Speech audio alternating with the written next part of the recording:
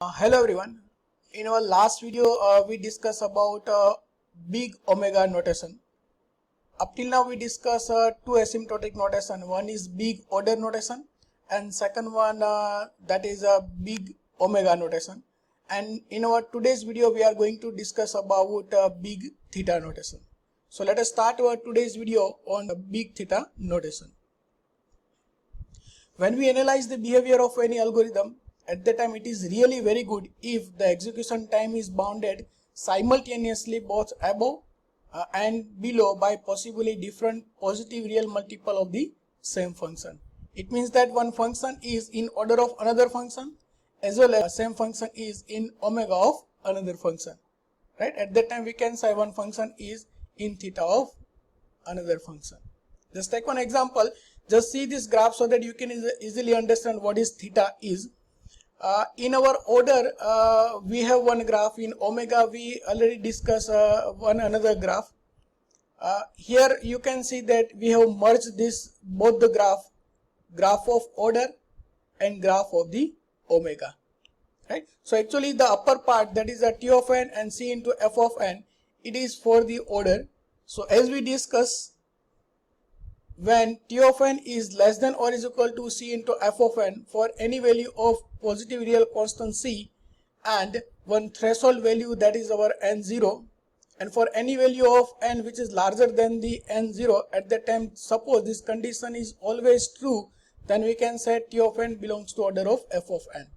So this graph actually indicates order, right? When we check below graph, the second part, that is t of n and d into f of n, at that time the condition t of n greater than or is equal to d into f of n, here d is a real positive constant and n0 is a threshold value, right? And for any value of n which is greater than or equal to n0, if this condition is true, t of n greater than or is equal to d into f of n, then we can say t of n belongs to omega of f of n. This both the notation we already discussed. One is order and second one is omega. So we have merged both this notation, order as well as omega, in this graph. Right? So now we can say that if this condition is true, it means that t of n is less than or is equal to c into f of n, as well as t of n greater than or is equal to d into f of n. If this both the conditions are true, then we can say t of n is in theta of f of n, right? So simply we can say when t of n is less than or is equal to c into f of n, that is our order notation, and t of n is greater than or is equal to d into f of n, that is our omega notation. If both these conditions are true, it means that t of n belongs to theta of f of n.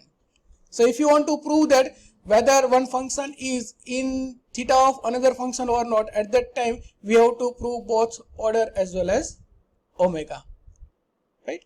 So now let us discuss a definition of theta. In other word, we can say that t of n is in theta of f of n, equivalently that t of n is in the exact order of f of n. Denote that t of n belongs to theta of f of n. This is the notation that you need to retain. T of n belongs to theta of f of n if t of n belongs to both order f of n and omega of f of n.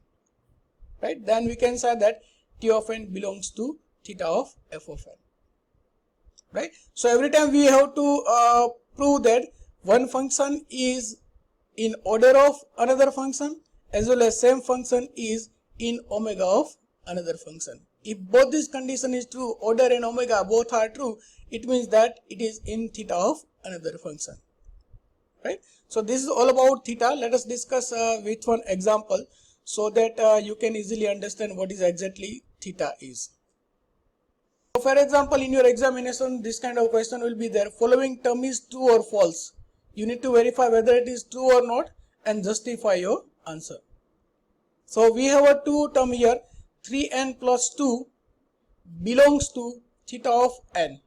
So one is 3n plus 2 and second one is n. And we have to justify, we have to prove that whether 3n plus 2 belongs to theta of n or not. right? So what exactly we have to prove? We have to prove that 3n plus 2 is in order of n, as well as 3n plus 2 is omega of n. If both the condition is true, it means that 3n plus 2 belongs to theta of n, right? So let us start to justify whether it is a true or false. Now just consider 3n plus 2 is one function f of n. So f of n is equal to 3n plus 2. And n is another function, for example g of n. G of n is equal to n. Right? So now as we discuss, as per the definition of the theta, we have to prove that f of n less than or is equal to c into g of n. This is the definition of order. And also we have to prove that f of n greater than or is equal to d into g of n. This is the definition of the omega. If we can prove this one as well as this one both, then we can say f of n is belongs to theta of g of n. If we can prove first one but it is not possible for the second one, then this condition is false, or we can say this is false. Or we can say if we cannot prove first one but we can prove second one at the same time, this is not the true, it is false. But if we can prove if it is true for order as well as omega both, then we can say one function is in theta of another function. Right? So let us one by one check whether it is a true or false. So just check first one, that is f of n less than or is equal to c into g of n. It is the condition of order. So f of n less than or is equal to c into g of n. Now as we discussed that you can take any constant value c and we have to find out value of n0, that is our threshold value. So if the value of c is equal to 5 in this case and n0 is equal to suppose 1, it means that we are starting value of n from the value of n from the 1, right? Now if the value of c is equal to 5, n0 is equal to 1, then for every value of n which is greater than or is equal to n0, above condition must be true, right? So just take one example. Suppose if the value of n is equal to 1, then f of 1 is equal to 3 into 1 plus 2 is equal to 5.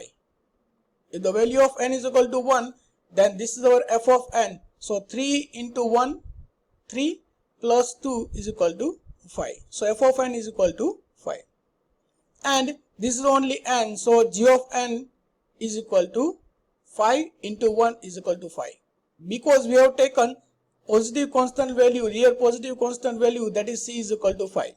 So c into g of n. So c is equal to 5 into 1. So 5 into 1 is equal to 5. In this case we can say that f of n is equal to 5, g of n is equal to 5. So both are equal. Now when the value of n is equal to 2, then f of 2 is equal to 3 into 2 plus 2. Here 3 into 2, value of n is equal to 2. So 3 into 2 plus 2, that is a 3 into 2, 6, 6 plus 2 is equal to 8. So 3 into 2 plus 2 is equal to 8. So f of 2 is equal to 8. G of n is equal to 5. This is our real positive constant c. 5 multiplied by 2 is equal to 10. Right? So when the value of n is equal to 2, at that time your g of n is larger than the f of n. So this term is larger than the f of n. Suppose if the value of n is equal to 3, in this case this 3 into 3 is equal to 9, f of n will be, now when the value of n is equal to suppose 3, then f of n is 3 into 3, 9, 9 plus 2, 11. So f of n will be 11. And what about g of n, c into g of n? Here the value of c is equal to 5. So 5 into n is equal to 3. So 5 into 3 is equal to 15. Right? So f of n is equal to 11 and g of n is equal to 15. In this case, your g of n, c into g of n is larger than the f of n. Thus put the value of n is equal to 4, 5, 6 or any value of n which is larger than the n0. At that time this condition is always true. So that we can say that f of n less than or is equal to c into g of n is true. So f of n is in order of g of n. right? So this first condition is true. Now just check for the second one. Now when f of n greater than is equal to d into g of n, that we need to prove for different values of d and c. If the value of d is equal to 1, here real positive constant is, suppose we have taken 1 and n0 is equal to 1, then for every value of n which is greater than or is equal to n0, above condition is true, right? So let us check whether it is true or not. When the value of n is equal to 1, at that time your f of n is equal to 3n plus 2, so that 3 into 1 plus 2, so 3 into 1 plus 2 is equal to 5. And g of 1 is equal to 1 into 1, because the value of d is our 1, so 1 into 1 is equal to 1. So in this case your f of n is larger than the g of n. If the value of n is equal to 2, then we can say it is a 3 into 2 plus 2, so 3 into 2, that is 6, 6 plus 2 is equal to 8. And g of 1 is equal to 1 into 2 is equal to 2. In again same case, your f of n is larger than the g of n.